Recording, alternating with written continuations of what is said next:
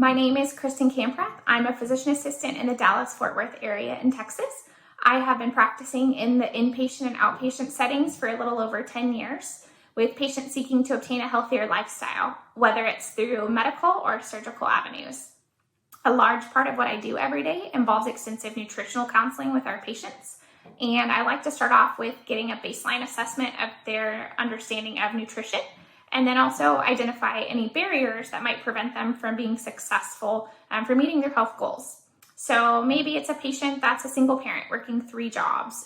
Maybe it's a patient on a really strict budget, or somebody that has a limited educational background of nutrition. And so we would typically start off on how do you read a nutrition facts label? How do you differentiate between a protein and maybe a carbohydrate, all the way up to looking at micro and macronutrients. I also like to assess if there is any type of stress or emotional eating playing a part.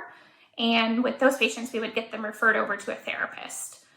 Before the patients come back into the room at their visit, we have them fill out a 24-hour diet recall form.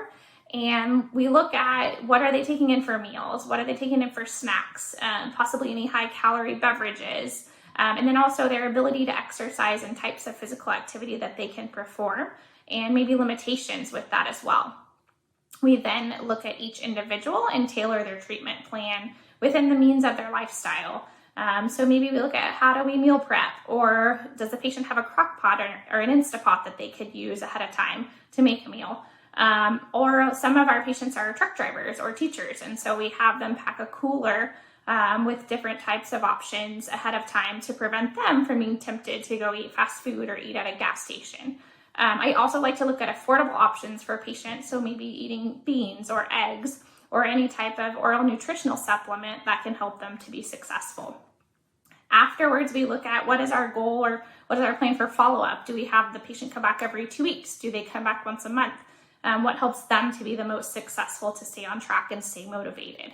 So the takeaway with all of this is, how do we as physician assistants empower our patients to be successful to meet their health goals in the future?